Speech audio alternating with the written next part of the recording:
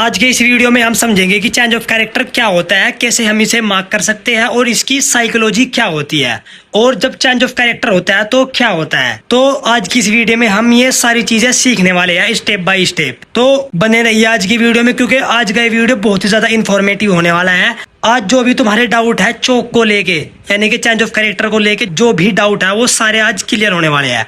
तो बिना किसी टाइम वेस्ट के अपना टॉपिक स्टार्ट करते हैं। तो देखो, मैंने अपनी प्रीवियस 2 वीडियो में क्या समझाया, आईडीएम क्या होता है, बॉस क्या होता है। तो मैं आपसे रिक्वेस्ट करूंगा कि आप जाके उनको देख लो पहले, क्योंकि अगर आपने मेरी पिछली 2 वीडियो नहीं देखी तो ये तीसरी वीडियो यानी कि चेंज ऑफ कैरेक्टर वाली वीडियो आपके सिर के ऊपर से जाने वाली है। क्योंकि स्ट्रक्चर मैपिंग के अंदर चीजें एक दूसरे से जुड़ी हुई है, जैसा कि बॉस आईडीएम से जुड़ा हुआ है और हमारा लो पॉइंट बॉस से जुड़ा हुआ है और हमारा change of character low point से जुड़ा हुआ है। तो इसमें आइटम से हमारा कंफर्म हाई होता है, हाई से कंफर्म हमारा लो होता है, और जब लो ब्रेक होता है तो चेंज ऑफ कैरेक्टर होता है। तो अगर तुम डायरेक्टली इस लेक्चर को देख रहे हो तो मैं रिक्वेस्ट करूंगा पहले आप जाके उन 2 लेक्चर को देखो, तभी ये वाला लेक्चर आपकी समझ में आएगा। ठीक है, तो देखो उसमें क्या था, हमेशा एक लेफ्ट वाला स्विंग आईडीएम मार्क करना है। ये वाला स्विंग हो गया आईडीएम, अभी हम अब ट्रेंड में है। आईडीएम से हमारा कंफर्म क्या होता है, हाई। और जब हाई ब्रेक होता है, ये होता है हमारा ब्रेक ऑफ स्ट्रक्चर, और इसी ब्रेक ऑफ स्ट्रक्चर से जो यहाँ पे सेंटर में सबसे लोएस्ट पॉइंट होता है, थोड़ा ध्यान से समझो, जो ये वाला पॉइंट होता है ब्रेक ऑफ स्ट्रक्चर वाला, जो इसका सबसे लोएस्ट पॉइंट होता है उसको हम मार्क करेंगे लो। ठीक है, ये वाला पॉइंट हो गया अपना हाई और ये वाला पॉइंट हो गया अपना लो। यही लो आगे चल के बहुत काम आएगा, आगे चल के मैं इसके बारे में भी डिटेल दूंगा तुम्हें। तो ये यहाँ पे ब्रेक ऑफ स्ट्रक्चर हो गया, यहाँ पे तो हुआ नहीं, यहाँ पे ब्रेक ऑफ स्ट्रक्चर हो गया, और ब्रेक ऑफ स्ट्रक्चर से हमारा ये वाला पॉइंट क्या हो गया, लो कंफर्म हो गया। अब हम इसी तरह आईडीएम के साथ दूसरा हायर हाई मार्क करेंगे। पहले हाई मार्क होगा, उसके बाद जो भी पॉइंट मार्क होगा उसको हम करेंगे हायर हाई मार्क। ये वाला पॉइंट यहाँ पे आईडीएम नहीं है तो इस वाले पॉइंट को हम हायर हाई मार्क नहीं करेंगे, तो अब करेंगे हम इस वाले पॉइंट को higher high mark with IDM. तो सबसे पहले हमें यहाँ पे देखना है आईडीएम कहाँ पे है।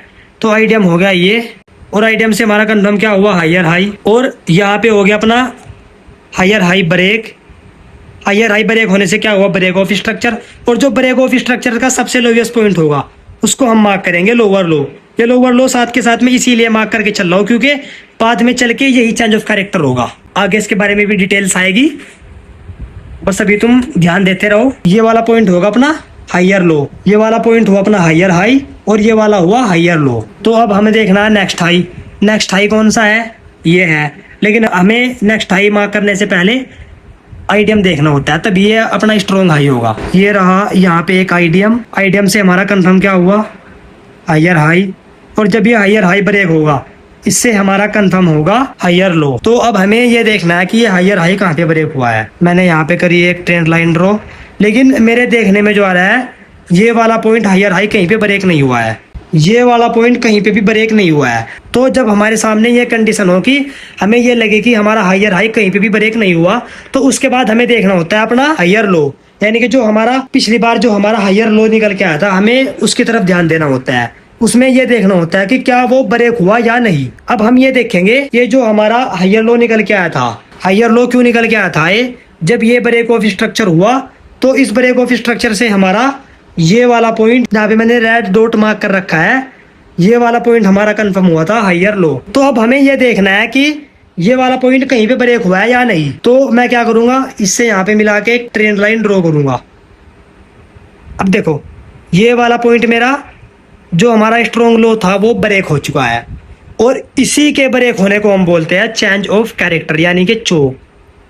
इसी के ब्रेक होने को, इस वाले पॉइंट को ब्रेक होने को हम बोलते हैं चेंज ऑफ कैरेक्टर।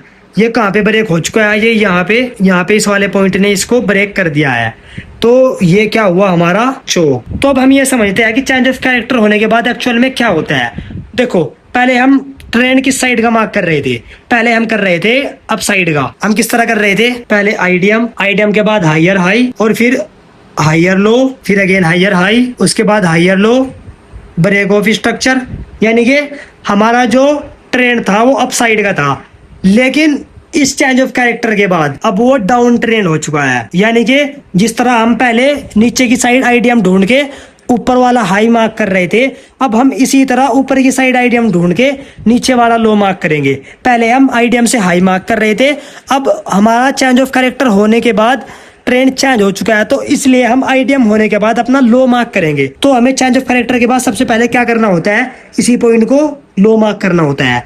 लेकिन लो हम इसको ऐसे ही नहीं मार्क करते, हमें लो मार्क करने के लिए चाहिए होता है आईडीएम, और आईडीएम हमारा कहाँ पे है, हमारा आईडीएम है ये वाला पॉइंट।